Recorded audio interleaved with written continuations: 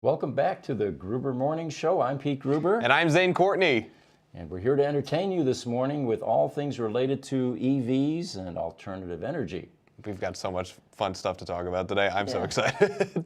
So that picture behind us, for those of you that can see it, TikTok's the only one right now that's seeing green screen, but what that is it's a resort here in Scottsdale. And for those of you that are new to our podcast, we usually pop up a picture that I've taken over the last 40 years or so. An avid photographer, and once Photoshop came out, my whole photography world changed. It was, the capabilities just, exponentially improved. You can even, do wide angle stuff by doing the photo merge type thing, so you don't have to buy lenses. But anyway, what this is about is, it's a colorization where you can selectively allow color to remain in the image.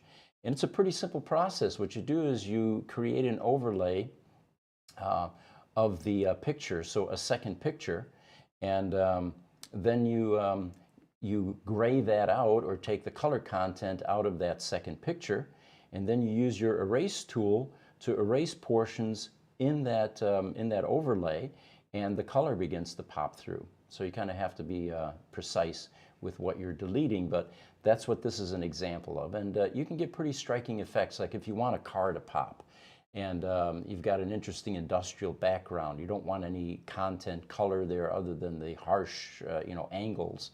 What you can do there is leave the color in the car and have everything else black and white. Looks pretty cool. You did a good job on that too, keying that out. Very clean. Yeah, there's a gecko on the wall there that's pretty brightly colored. Right in between us, actually. Yeah, I see. So today, we've got a number of things to cover with you guys. As you know, Tesla released the Semi, and we'll have a bunch of different opinions and segments about that. But the first one that I wanted to cover with you guys is, there was a company called Jowua, who is actually developed a rendering of the Semi in a motorhome. And Tesla's not building it yet, so don't get too excited, but the possibilities are there. Can we pop that picture up, guys? Yeah, let me get that up one sec. I just realized something hilarious, that it's not spelled the same, but I'm pronouncing it Jowua, and I love the idea that the Jowua is making something like a sand crawler, a giant sand. Look at that! Now, the green screen's kind of... The Star Wars joke writes up, itself. But golly, look how cool that is. Yeah. It looks like they modeled it to be a 6x6. And it looks like it's in Arizona because you see a saguaro, right? Well, at least the Sonoran Desert. That's its natural habitat. I feel like most RV owners are definitely out here in the Southwest. But what they say is there's something cool about the idea of an all-electric, solar-powered motorhome that would be attractive to many people. At night, you basically, you can charge up in order to do it all over again the next day. So this is a concept. There are already a couple of companies that are making electric motorhomes, by the way, but they're not that impressive apparently. There's a Mercedes-Benz e-Sprinter that could potentially be electric. But what would you do if you wanted something bigger? Well, that's where this Tesla semi-based motorhome comes from. The other company that is making one is Winnebago. They have a full-size electric motorhome, but it only has 125 miles of range. Now remember, this Tesla Semi, fully loaded, has got 500 miles. So we've immediately got some advantages here. And you can travel 500 miles on a full payload. Well, since this thing is going to weigh less, you can probably go more than 500 miles. Which is precisely what these things are built for. 125 miles of range for an EV RV just doesn't pay out. Awesome. Defeats the purpose. Specs, yeah. Yeah. I do love, gosh, there's so much to talk about with this Semi too, especially because we talked about it going 500 miles fully loaded, but we still don't know exactly what the split is in terms of weight. We know that they're going to be probably slightly heavier than your average normal diesel Semi, but not that much. And the math checks out on that so that it can still carry comparable, if not more, loads. past these same distances, and anything within 300 miles is going to be completely advantageous for these semis. Well, this Tesla Semi seems to be making a big splash. The news is full of content Pete, about... we're jumping out there for a second. We got to restart TikTok. Okay. Oh, TikTok. sorry, TikTok. All right. Something going on with it. Pete, I got a quick question for you too. Those semis, they're not even out yet, but say 8 years from now when they come off of a warranty, if they have the same warranty, you think we'll see those in our shop? Re-equipped to work on semis? Say yes. Oh, undoubtedly, yes. You know, again, the beauty of electric vehicles is simplicity. You've got motor, inverter, battery, and that's about it. The rest of it is the old traditional mechanical portions required to make a four-wheel or a four-tire vehicle go down the road. So yeah, it's a foregone conclusion. The only difference will be, you know, larger. Take the battery pack, for example. That's going to be gargantuan compared to the types of things we work on now. And of course, it's going to require hydraulics and rigging systems, and so there will be some changes in the shops. I have to have a special lift too, all right?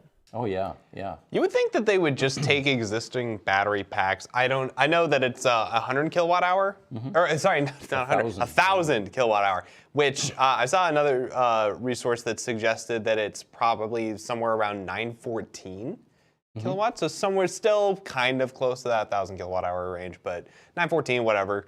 Why don't they just take existing packs and just kind of stack them up with each other instead of having to make one new giant pack, unless we're just talking about filling up cells? Because you're right, I mean, can you imagine trying to get that pack out of that thing?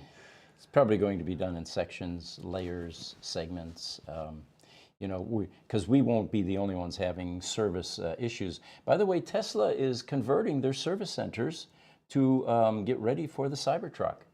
And they need heavier lifts, bigger lifts, and so that's already well underway. Stainless steel ain't light. Yep. The Semi, of course, is going to represent a whole host of new challenges for service. I would expect that not all Tesla service centers, at least, will initially be equipped to handle semis. Now, Pete, do we know, because the guys, when they went to the show and they saw the Cybertruck, they said it was small, kind of like a Toyota or something. Is that just a weight thing, or why would they need the bigger lifts? Just a weight thing, yeah. Okay. I don't think we have specs what the Tesla Semi weighs without a payload. But I understand that it is lighter than a traditional diesel Peterbilt or you know, any of these other diesel long-distance trucks. Well, that's kind of what I was getting at a minute ago, was that the idea is you can have 81,000 pounds gross by the National Highway Safety Administration. And so if NHTSA is saying, okay, you get 81K, actually it used to be 80, and then they actually gave the Tesla Semi another 1,000 to accommodate. It's actually in the thing. It's 2,000. It's 82,000. Oh, 82. Oh, sorry. So it's 82. 80,000 for a normal ICE truck. Yep. And then 82 for the electric semis. Interesting. To probably accommodate for that extra battery weight. So I don't know if they're lighter then. Well, I think they gave them 82,000 pound payload because the truck itself is lighter than a traditional lighter, diesel. yeah. Oh, interesting. Yeah. Oh, interesting. Of course, I would have thought that it was like, because the truck itself is slightly heavier, then they would say, okay, like even though the truck is heavier, let's see if it can pull the same weight. So they would give it the extra 1,000 pounds to the truck and not the load. But maybe you're right. So now the challenge becomes for these EV manufacturers making these EV semis is to make them even lighter, and that will happen as battery technology improves. So they'll become even more efficient because the payloads allowed on the roads will be higher than they were with the diesel. I mean, gosh, we've been talking about solid-state battery tech for how long now? Yeah. I can't wait. Quick Instagram comment here from Jeswant here. Why don't we just LS swap a Tesla Roadster? Hey, don't get Rich Rebuilds any more ideas. I don't know if he wants to do that again. Yeah. Yeah, that is a challenge. All right, did you want me to pull up this video, Peter? You got more on the Semi? I got more on the Semi, yeah. These cells, by the way, for the Semi are produced at Giga Nevada, Tesla Giga Nevada. And they are talking, of course, about a rough, 1,000 kWh battery, which, for some perspective, the largest Tesla sedan has a 100 kWh pack. So it's like 10 of those in this truck. Then they also say electrifying semi-trucks is very important. Today's semis are primarily diesel-powered in the U.S., and they are only about 1% of the vehicles on the road. But they have a very outside pollution impact. They generate about 20% of vehicle emissions and about 36% of particulate emissions. So getting those big beasts off the road would really make a huge impact on our environment and our planet. And of course, the impact on health and air quality. Yeah, it's funny. I was just listening to Sandy Monroe talk about how, like I said, anything within 300 miles should be electric, because they have something that gas-powered vehicles can never have, and that's brake regen. So you're gaining a lot of that energy back with so much weight behind that. Instead of having it go to the brakes or the transmission, now it can go right back into the battery. So these trucks can easily make these 300-mile, 500-mile trips. And we could see that. You just recently posted the results from the Semi's 500-mile drive. And you could see the battery brake regen progress with that. But so not only do you have brake regen, but then you've also got, maybe for longer journeys, let's say you had to go coast to coast and that was your whole trip, we could probably even see hydrogen take over for that. We'll see. But in the meantime, yeah, just having an EV semi, most people seem to think that, well, if it's anything long distance, it's got to be gas. And I tend to even think that way myself. But looking at the math on this, yeah, it's incredible. I think there were compelling reasons to go diesel at one point when diesel was so much cheaper than regular gasoline. Of course, that's been inverted at this point. Well, it's a good thing, though. We're getting these fossil fuel burners off the road, and it can't happen quickly enough. Jessica Kirsch says hi. Hi, all from Texas. How are you, Jessica? We love everything that you're doing there at Starbase, and watch your content. She's over on TikTok, by the way. Oh, hi! TikTok. Okay. So, yesterday was a historic date. It's a very important birthday. Yeah. Mike Fink, one of our regular viewers, who we've known for years, actually posted this on our Facebook. And he said, yesterday, today in history, the GM EV1 deliveries began the 5th of December in 1996 at selected Saturn dealerships. The manager for the EV1 program, Ken Stewart, described the response of the car's drivers as wonderfully maniacal loyalty. Well, there's a lot of loyalty. We actually had someone on our podcast here locally that was one of the early adopters of the EV1, John Martinson. And he loved the car. And like the rest of them, when GM retrieved those and forced them to give up their lease car, everybody was up in arms. What I found interesting, though, is in 2006, the former GM chairman and CEO, Rick Wagoner, stated that his worst decision during his tenure at GM was axing the EV1 electric car program. The fact that he said that in 2006 Yeah, is that was also pretty very telling. It's 2022, Right. and we're still having this conversation. You know what's funny about this? 2006, so here's Tesla, feverishly working on the Roadster, trying to iron out the bugs, trying to get an EV to market, right? And I'm sure that this comment inspired them to proceed and continue. They just wrench just a little bit Yeah. faster. All right, looks like we've got a bunch of So questions. fun. Yeah, wow. Thank you guys so much for getting involved. We love to get to hear where you're from, what's on your mind. So from Instagram, from Ladanks2, what's going on with the Cybertruck? Going on a 4-year wait.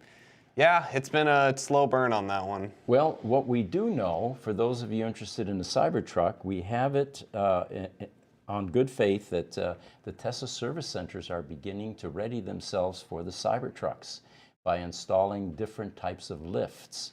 So I don't think they'd be making that commitment, that financial commitment, to retrofit service centers unless something was imminent. From Nolver53, welcome back, Nolver. We love to get to see you. Do you think that battery tech will evolve to where consumers can swap lithium-ion car batteries that came with the vehicle with a graphene or solid-state battery from another manufacturer, just so that you can understand better?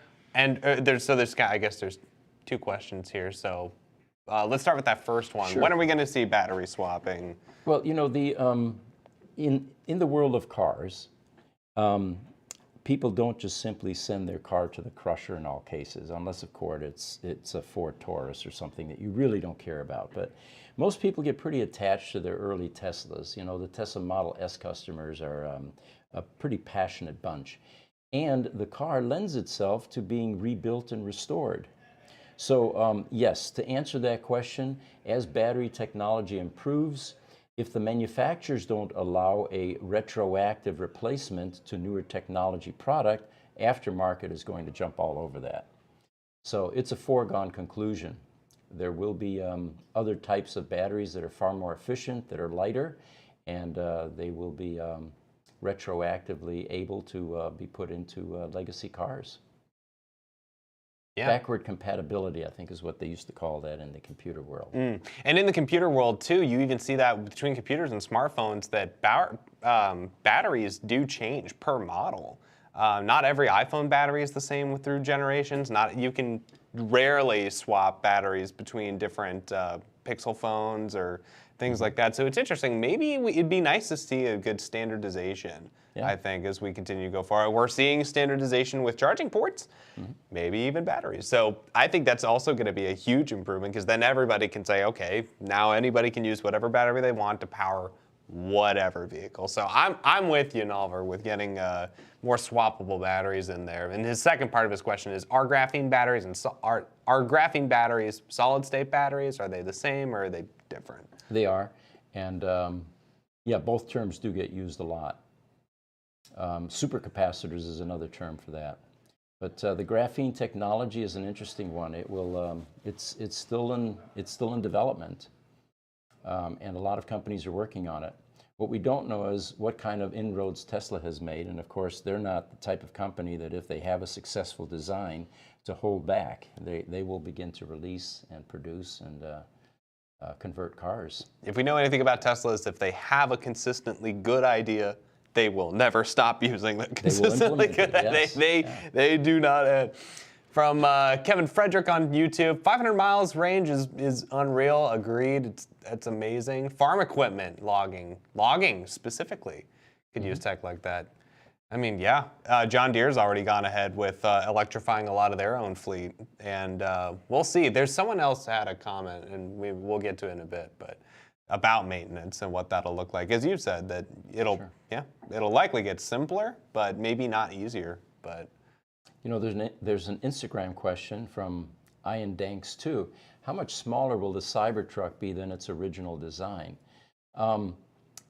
One of the things that our guys came away with, I think, at the Petersen event where there was a Cybertruck was the fact that the Cybertruck design is pretty much nailed down and mature. And it's no longer a concept vehicle. I think that this was the production-ready version, which of course is important. Otherwise, you have additional delays. And you know, did you guys? Do you remember hearing anything about that? We didn't hear anything about it. That truck that was in the exhibit being the production model. Our understanding was that was the model that was released shown on stage during the reveal. That was the actual vehicle, right? Yeah, that's what our understanding is. You know, they had all the other knickknacks with it. They had the cyber quad, and then the hammer that Franz used to hit the side of it, and the little ball that broke the window when it wasn't supposed to. But yeah, no, it was when you look at it in a video, when you look at a Cybertruck in a video, it looks larger than life. It looks a lot bigger than it actually does in person. You know, it's what I can equate it to is that of a Tacoma, right? It's about the same size as a Tacoma, lengthwise and height-wise. The newer Tacomas, not the small ones. So. Right. Seems a little bit smaller than you'd think, but it's great. Looks But nice. you also said the bed size is also still equatable to an F-150's. It's still a 6.5-foot bed at least. Yeah, it's massive. It's huge. As far as, you know, the width, the height of it as well. So you can stack stuff back there. As far as the length goes, yeah, it's equatable to an F-150 for sure. Very cool. Coming out soon. Be patient. Yes. From President Freeland on Instagram, what are we looking at as far as maintenance? Oh, there we go. There's the question I was just thinking of. So for back to the Tesla Semi, as a truck driver, I'm sure he's going to have to learn whole new pre-trip driving for these EV semis. So yeah, I don't know what the learning curve is going to be like for truckers. The feedback that I've gotten as people that have driven it is infinitely simpler. First of all, you're not jamming gears constantly. You don't have a clutch to worry about. You know, your hands are basically free. And it is moving us into a less complicated method of driving. Hopefully by the end of the 2020s, they won't be driving. Well, good point. People yes. won't be driving them anymore. For now, we're still piloting these gigantic masses of metal. I'll tell you what, though, there's a somewhat of a strange conflict of interest that might be fun to talk about. Because my brother's a trucker. I got to talk to him during Thanksgiving about it. And the reality is that a lot of these truckers really do like the kinetic feeling of getting to drive a truck. They don't like a whole lot of the autopilot stuff. Mm-hmm. So we might see sort of a John Henry situation where we've got the self-driving Teslas and we've got the guys who are doing everything themselves. Personally, I think that there's always room for both. Yeah. But yeah, no, it's really fun to get excited about. Where this self-driving can go. I'm more in this camp where it's like, hey, if you don't have to. Well, here's a wonderful aftermarket idea. For the diehards, what we could do is aftermarket could create a little fake box with a gear shifter. That'd be kind of rad. Makes noise, all of that. The Why make it fake? Noise. Wait, what? What if it was a controller? Mm-hmm. That could go directly into the computer to say, hey, when I make this motion, hey, that's not a bad everybody idea. Wins. Getting the same feeling. Oh, that'd be really cool. We were talking about this earlier. This notion of having certain types of noises emanate from a transportation device is something that our generation, of course, is quite used to and expects. And future generations will find it very odd that any of this stuff makes any noise whatsoever. It's unnecessary, And loud ones at that, yeah. Well, hold on. Didn't they pass that law? Do you guys remember where you have to have sound in there because it was dangerous or something? Well, yes. So, you'll always still have some kind of artificial sound. We were just talking about that, too, with Teslas. Yeah. How, if you're going to put a sound in there, make it whatever you want. So it could be a pleasing voice, too, coming through, please get out of the way. Excuse me. I would love if every car, I want to do this to my own. I want to have 3 horns. I want to have a polite little one. Right. You got your regular one. And then you got an extra 12 volt to go to a train horn. Oh, the annoying one, yeah.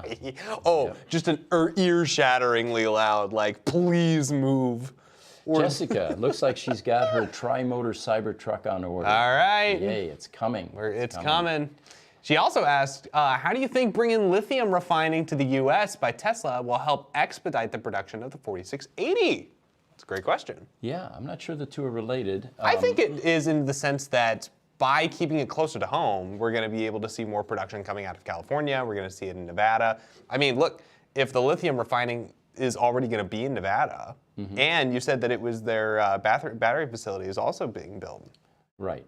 Well, of course, Redwood is there too, so you have Redwood's that recycling loop that's going on as well. Nevada could very well be this crazy new hub for energy because they have the whole ecosystem already in tap there. I didn't bring this article to this podcast, but there's an interesting, and you guys can Google this, the land that all of these companies are buying in Nevada is out in the boonies. And you wonder, why are these companies investing in something that has virtually no human infrastructure? It turns out that the owner of this land was a brothel owner, or is a brothel owner, and he must be giving them crazy incentives. I don't know what it is. I don't think anything's been published, but that's an interesting story too. There are. Apple, for example, I think about 1,200 acres. It was either Google or Apple. Just an enormous amount of land out there. And but anyway, we'll probably report on that in future podcasts as we get more information. From Vince on YouTube, part of standardization is the consumer interest, but not the manufacturer's interest. Yeah, it's a bit of a two-way road on that because I agree that there's the consumer aspect. What does the consumer like? What do they know? And those are sometimes at odds for different incentives, financial. But it looks like we've got Dorothy Dillard Good morning, gentlemen. Yeah, from we LinkedIn. got some comments from Facebook and from LinkedIn. We got more engagement on our platforms, so welcome everybody. Well, hi everybody, Welcome, good to yes, see you. Gosh, yeah, no, this is so much fun. I love it's great to really get that synthesis with everybody. I'm glad we're all on the same page. Tesla Charged on YouTube. Have you guys seen the Petersen Automotive Tesla exhibit? Yes, they did. We had our social media team there. 2 guys went there 2 weeks ago during the grand opening, and we actually got in early, 1 day early, to do some videos. For those of you interested in what we found, we've got a video out on our YouTube and a picture of the Petersen Auto Museum in the thumbnail. You can't miss it. It's a beautiful red striped building. But if you're interested, take a look at that. It's on our YouTube. And we've got an episode of the podcast to get to catch up with you guys after that. That was from last week, or 2 weeks ago, right? That was 2 weeks ago? Yeah, so be sure to check out that episode that came out, I believe, that Tuesday before Thanksgiving. That was when we were getting to talk all about that. What was most interesting for us is at this Petersen event, they had 2 T0s. Remember, there were only 3 built. We have one of them here. We were actually, through this event, able to connect with the other 2 owners, which prior to that time had been unavailable to us. And we'll be doing a lot more promotion on what the T0 is. We've got more videos planned. But the bottom line is the T0 electric sports car was really the genesis of the EV revolution, because without it, Tesla would not have been created. It was the car that convinced Martin Eberhard and Mark Tarpenning, and later on Elon Musk, that there was a market for electric sports cars, which then morphed into the Tesla Roadster. So it is a very important car in the EV history. We've got Facebook, Raja Petra Marudin. Always good to see you, Raj. Yes. Hello, Gruber Motors. Yeah, complimenting our Facebook Live. He says it Well looks done, much guys. better. Yeah. Killing the Excellent. game. Someone asked about the sunglasses. We'll tell you one day. We'll tell you one day. It's coming. It's coming coming. soon, yes. That one comment, you guys just shifted past it. If you can go up just a little bit. I think that the name that I see there, no, the other direction, guys. Oh, is it down there? There From it is. just- Dorothy Dillard. She was an employee here, I think like 10 years ago or so, and she's from LinkedIn. She's saying, good morning, gentlemen. If that's you, Dot, welcome. Thanks for joining us. Hope you're doing well. Jessica on TikTok back saying Lexus is supposedly making an electric stick shift. There we go. Yeah. That will satisfy those of us in this generation that are still expecting certain types of engagement with the transportation vehicles. I'm so curious as to how that would feel, because so much of stick shift is being able to feel the rev and then shifting on the certain RPM. But with an electric motor and having it constant, it doesn't rev, it just goes up. Well, like you said, they'll probably tie that into the placebo and give you the illusion that you're actually controlling something. That's true. There we go. I'm here for it. So, Jessica, thank you so much for pointing that out. CS Tech on TikTok told us what's the best air suspension for the Model S. The factory models only last for 20,000 kilometers. I didn't know that they had such a short lifespan. Yeah, that's You know, interesting. the work that we do on the suspension systems, indicates that there isn't really any shoddy workmanship or shoddy materials. It just seems like that, when you have a big rubber bladder that is supporting the car, especially a heavy car like that, it's probably not the most elegant design to raise and lower a car. But no, I can't speak to what kind of lifespan we're seeing on the suspension components in the cars that we work on. They typically function well and last a long time. All right, so dysfunction from TikTok. And he says, now this is optional, but he says, dude, get rid of the shades. Unprofessional. We're professionals? Well, you're a professional. I'm here to be here. We have a good time. Yeah, we will eventually explain why these sunglasses are part of our routine. But in the meantime, we love all of the controversy that it generates. And No such thing as bad publicity, not with these shades. P.T. Barnum said that, yeah. Yes. And whether or not he was right, But for us, it works out great because these are fun. These sound like people that never watched any Blues Brothers videos. Yeah, right. CS Tech, thanks. Absolutely, CS Tech. All right, so I got a story for you here. Another bulletin here. Lyft, the company that delivers your food. That's the one. It turns out that they are the largest e-bike provider. Huh. Let me see if I can find this here. Pete, yes. real quick, I wanted to show that video of the semi before we move on. All right, let's do that. Yeah, let's go semi. So people can get an idea of just how powerful this thing is. And this is probably the same type of video that Tesla did when they announced their Cybertruck, and they pitted it against the Ford F-150 and embarrassed the heck out of Ford. Well, opposite of embarrassment, looks like we're getting some love for our shades. So here's thank you, Jessica. Thank you, user You guys- 7560348675. All right, you guys are watching the video now. You're hello. seeing it pass. Oh, there we go. It'll play it again here in just a second. Oh, that looks like I-70. So explain this to us, Jesse. What's going on It is here? I-70. Right there, you see that? That is the Donner Pass, Tesla yeah. Semi, fully loaded with 82,000 pounds of concrete barriers, passing another semi, going up a 6% grade without losing speed at all. That's and we're insane. assuming that both of them have their accelerators jammed to the floor. Yeah, right. And the Tesla's pulling away. That's about how that Cybertruck event went with the Ford pickup truck. Very cool. And you expect nothing less. I mean, even these gigantic diesel engines, they're very torquey, low RPM devices. These electric motors will just run circles around anything like that for given weight and size. It's also incredible that, well, they're probably not going to be using the same motors that we already see in Model 3s or S's or whatever. We're going to see brand new ones, but it is really cool that even a dual motor setup with these big motors, I mean, they can do that. Unbelievable. Getting back to the sunglasses thing, though, for just a moment. For those We of have you a that are Tesla still charge. talking about it. We've got, some feedback now that people are liking it. I don't know if you guys are from a generation where they used to have this late night movie that you could go to, the Rocky Horror Picture Show. Ooh. And people actually used to dress up like those characters. They used to throw the toast during different scenes.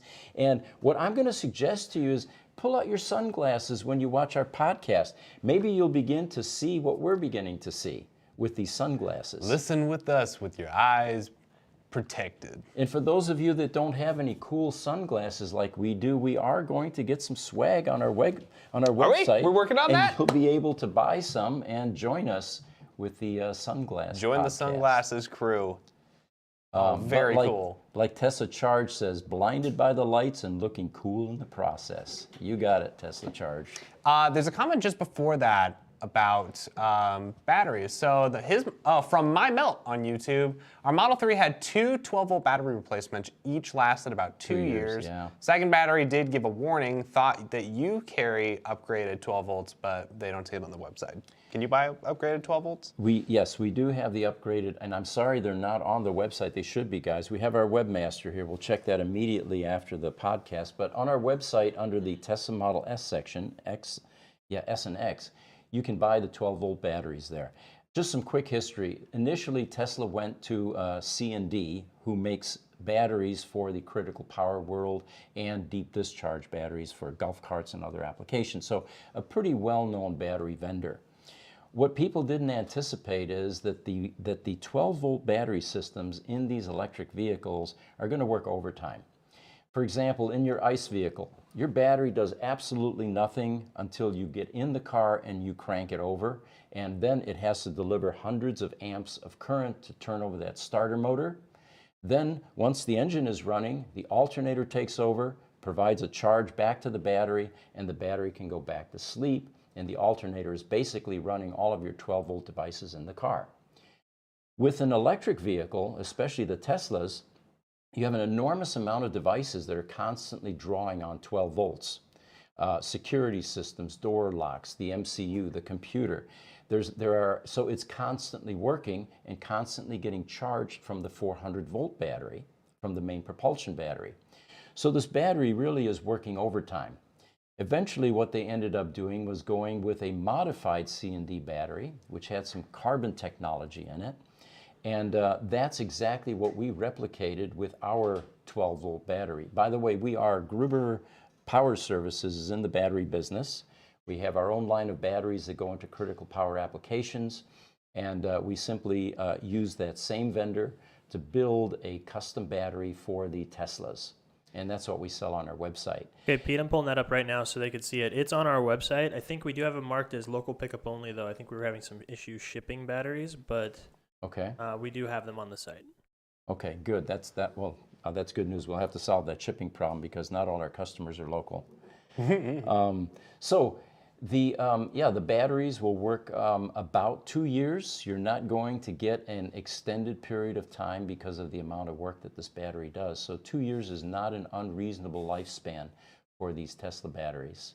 The other question we often get is, I've got a 12-volt alert. How much time do I have before the car won't transport me anymore?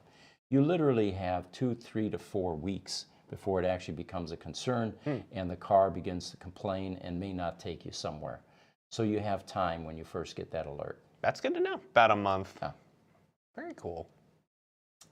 From, there's a couple of great things. First of all, from Jessica, Casey Neistat's one of her favorite YouTubers, and he wears sunglasses in every vlog. So there we go.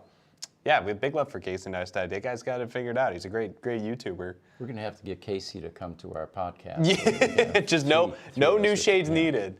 And she also wants to know what we think of Canoo. We were just talking about Canoo. We were. Do you want to chime in on that first? Well, I'll just say that we are fans of Canoo in this household. We support Canoo. In the last podcast, Jessica, we showed the new Canoo pickup truck. And it literally looks like they took their van and cut the back section out of it because it looks like a combination of van and pickup truck. But, all rules can be broken now. We're going into a completely different mode of transportation. The preconceived notions of what a car, truck, any of this should look like can be broken. Yep. And Franz von Holzhausen at Tesla has been proving that. Look at the Cybertruck. I mean, that floored us all. Yeah. So anyway, getting back to Lyft for just a moment, we didn't quite finish that. It turns out that Lyft doesn't only deliver your food, they are the largest electric bike share operator in North America. You know those little scooters that you can get at various street corners? They actually have bikes like this as well. New York City is full of these. And but the important part about this the story is they have partnered with Redwood Materials, a battery recycling company founded by a former Tesla executive. It's JB Strobel. And to ensure that its fleet of e-bikes and scooters have a second life. So it looks like Redwood and JB's company is getting batteries from a variety of different places these days. Well, and it's very cool that they are. It means they're not only going to get a lot of business, but they're also going to get a lot of opportunity to figure out more ways to get to extract that lithium and get that recirculating. So that's very cool. And it's very planet healthy because some of these companies like Redwood, they have a zero waste stream. So everything gets recycled, gets reused over and over again. We have a interesting story here about Volkswagen. The Volkswagen Group and its battery subsidiary, PowerCo, have announced their intention to start scouting locations for the automaker's first battery cell gigafactory outside of Europe. And guess where they're looking, taking a hard look? In North America and Canada.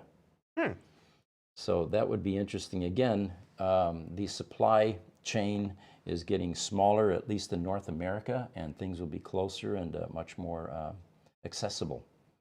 Good thing for the conversion to alternative energy transportation. Yeah, it's good for us. But North America has been the pinpoint for a lot of innovation in this regard. We've got North American charging standard becoming a thing.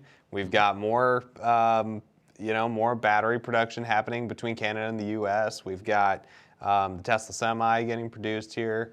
It's exciting. It's exciting. It's exciting to be in this part of town. And a lot of it is new construction. You know, it used to be that in Detroit, Motor City, you kind of had to locate your ICE activity there because that's where the resources were, that's where the infrastructure, that's where the vendors were.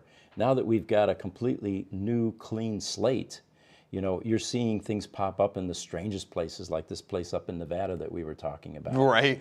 Thousands of acres of development. And it's always the places you least expect because no one ever thinks about it. Yeah.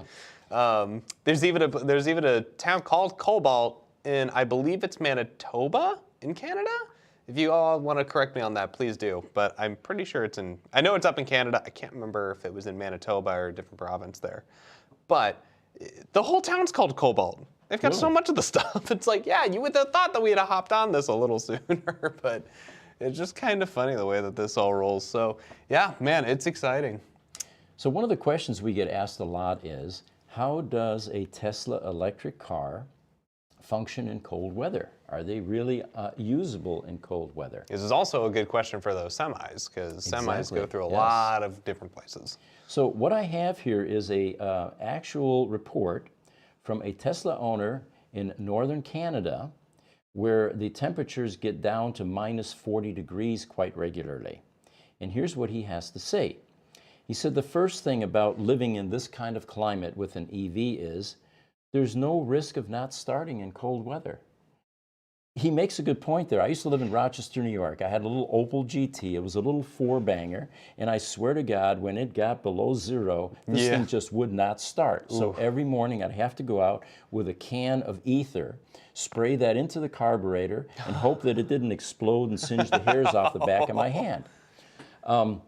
So yes, internal combustion engine cars do not like extremely cold weather. What happens is the viscosity of the fluids, like the oils, get really thick. It's almost like honey, like syrup. Yes. And it makes a real hard cranking process. With an EV, minus 40, no problem. It just starts right up because, again, there are no thick oils to impede combustion. Another point that he makes here. The pre-warming of the car works extremely well. The heater starts almost immediately blowing warm air, and the car is comfortable in 5 minutes to toasty in 10 minutes. Now, you know, with an ICE engine, your heater's not electric. You've got to wait until the glycol or the coolant in the engine reaches a certain temperature before you see any sort of warming. Again, getting back to my little four-banger Opel GT, that thing never got warm, even if I put a 190-degree thermostat in there. And so I would drive to work cold most days. Oof. With EVs, you're going to be toasty, like he says, in 5 or 10 minutes. And if you've got a cell phone and you have the app, you can preheat your car in your garage if you want. And that's big, because even with ICE cars now, and I'll even steelman it a little bit, let's say you've got modern ICE engines. Let's say you've got that Mercedes-Benz AMG engine, or is it Mercedes-Benz? Whichever one it is that you could put, that passes the penny test, where they can balance a penny on top of the engine's running. Even if you've got that, let's say, you're still going to have to deal with these minus 40-degree temperature problems where all that liquid is going to behave exactly as like what you just said. Sure. So here's another thing about this preheating in your garage. You do that with an ICE engine and you have created a lethal environment with carbon monoxide in that garage. With this EV, it'll sit there and just simply pre-warm itself with no noxious fumes, perfectly safe and healthy, leave the door shut, you know? So there's another advantage. And they say you can even set up Google Home and Alexa to preheat your car on command if you want. So while you're eating breakfast, you say, Alexa, heat up my P100D outside in the garage. And oh, by the way, what's the temperature outside? It's minus 40. The temperature is minus 41. I can get the car warmed up. It is hilarious that that's a thing. So then they talk about, or he talks about, traction control systems on an EV work better than an ICE engine, having more instant control of wheel speed and torque, and the added weight and perfect weight distribution. Remember, the majority of weight is not in the front clip where that gigantic engine block is.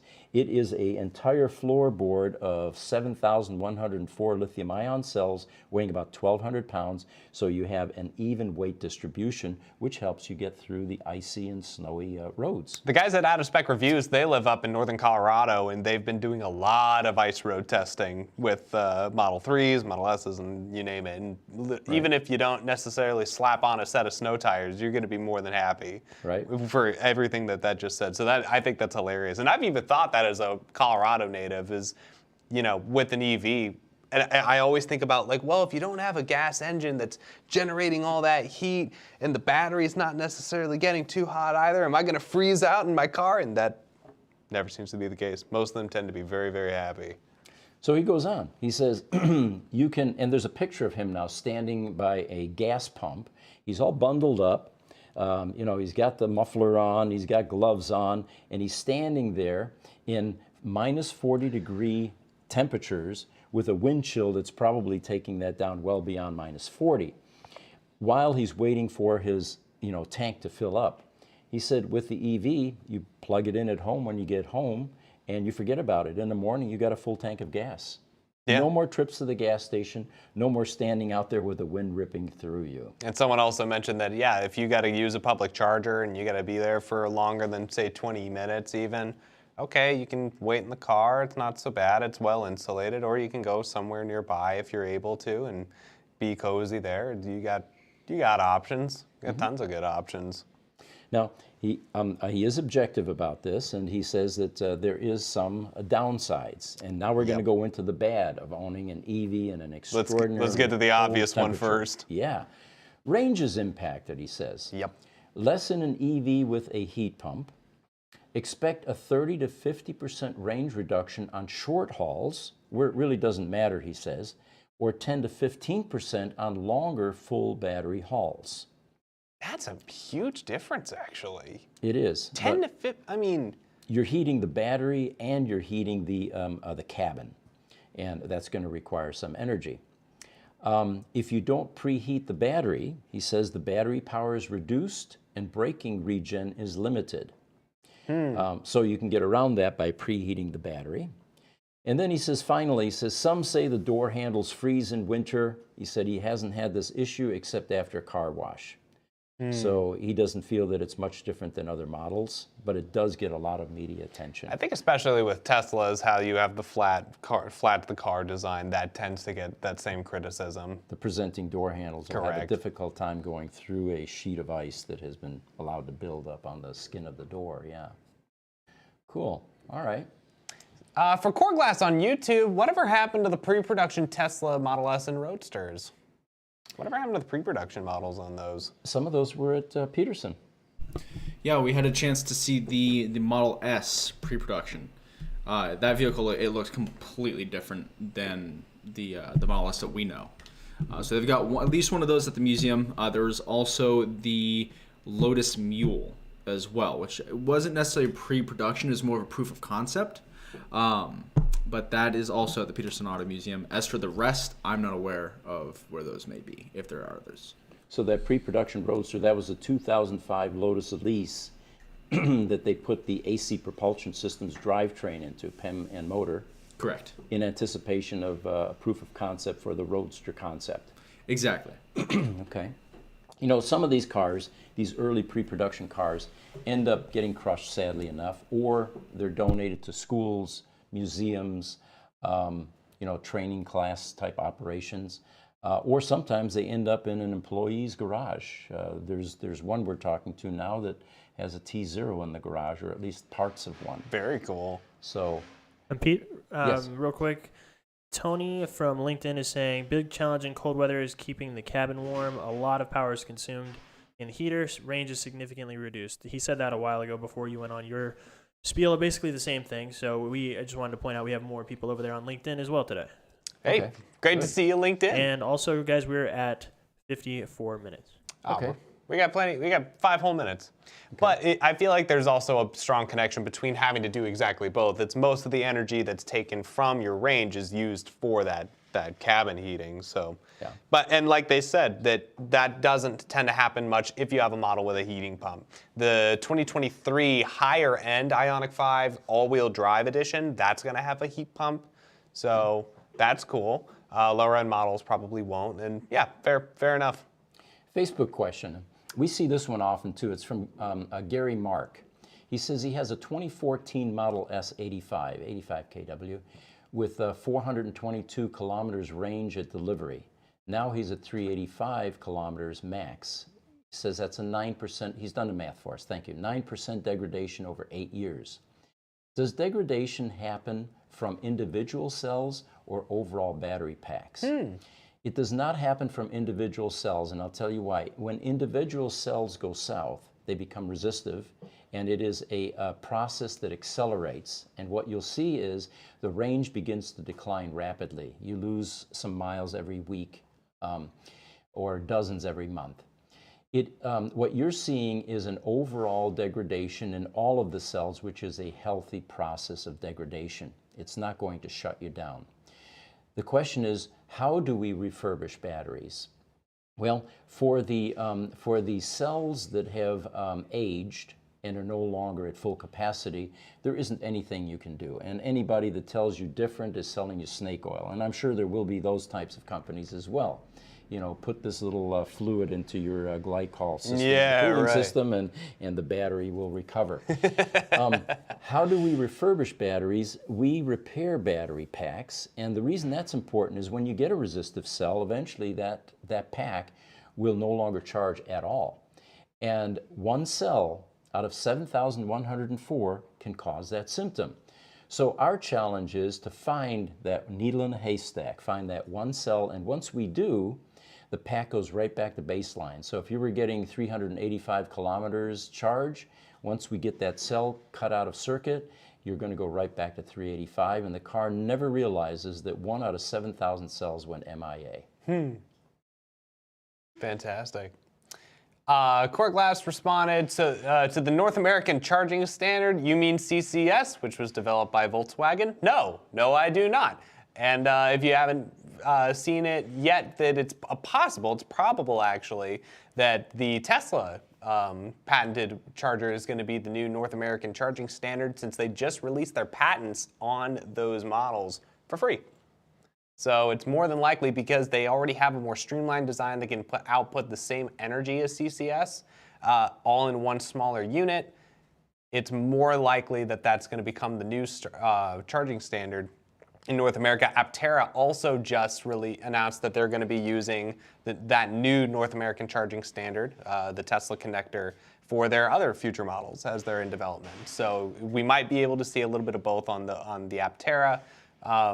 Currently, yes, we're going to be using J1772 for a hot minute, since that does seem to be pretty popular right now for most production cars. But if most automakers move on to that Tesla's charger, then yeah, we're going to see that as the new CCS. So you're right that CCS was developed by Volkswagen, but I think we're going to be moving to Tesla here in the next few years. So the earlier question was, why do end users and manufacturers, why are they at odds about standardization?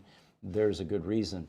The users would love to see standardization, because now you have the ability to have a standard charging method no matter where you go.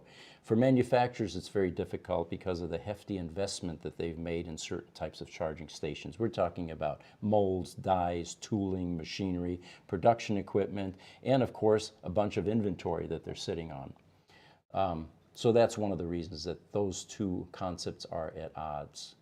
Oh, Dublin Dave from YouTube. Opel GT used a Solex carb. I upgraded mine to Weber. I did not realize that I could have changed my carb back then. I'm not sure it would have improved much. You know, there were times I used to park it outside. It was when I first got married, didn't have a house, we were renting, and there was no garage for my Opel GT. And it was up on a hill in Canandaigua, New York. And I swear to God, when it got really cold and the snow was coming, there was a constant wind. And there were often times when I would lift the front hood on that Opel GT, and it was full of snow, packed full of snow. So the first thing I had to do was try to get the snow out of there with brushes. Oh, and, gosh. And those were usually to melt the days, ice off the carburetor. Yeah. Those are usually the days I'd call up to Rochester and say, I can't make it in today. I don't have any transportation. And of course, that doesn't work well. You know, there's a really simple solution. What? People don't live in these areas. Well, I didn't figure that out until 1975. I came here in fall of 1975 in November. It was already getting cold, dreary, gray, overcast, no sun in New York State. I come out here, every day I woke up, I saw blue skies and sunshine, and I thought I'd gone to heaven, you know? Oh yeah, no, it's hilariously. And it was warm, I could go out in a t-shirt. You know, for the locals here, you know, the 65-degree weather, it wasn't t-shirt weather for them. Right. But for me, it was summertime. Oh, know? yeah. No, that doesn't kick in for a few years until you've lived here, when your blood thins out. Yeah. Yep. We've got a YouTube comment from Sumding Wang. I literally drifted into a Tesla charging station with my shutdown warnings. Did I mess up the battery? Simple answer is no. The later model Teslas are extraordinarily resilient to not getting charged. The Tesla Roadster is on the opposite end of the scale.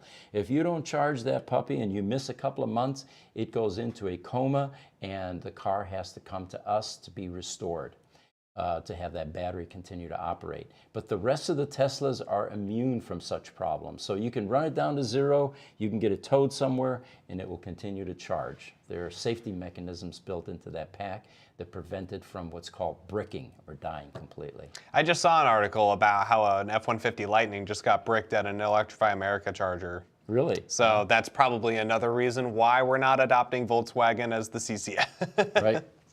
TikTok says user with about 12 different numbers. He complimented us on our shades earlier. Thank Yeah. you so much for that, by the way. But he says, such an interesting conversation. How is it there are only 5 people on TikTok? We usually have over 1,000. We must have had some technical issues or something. Well, either way, it's great to have you. And Even the 5 people TikTok, yes, we appreciate you. So to get to your question, so, and this is more for you, but what do you think the odds are that he'll get his Cybertruck by the end of 2023, ordered a week after the event? So that was, what, 4 years ago? Well, I can't longer? speak with certainty, but I would say that if the manufacturer is beginning to invest in service center upgrades, there's probably something imminent because they would avoid that expense until the last minute. Yeah, end of 2023? Yeah, Or I even can see it. mid, yeah. It's, Yeah. You All imagine next Christmas. All right, guys, we are at an hour and 2 minutes.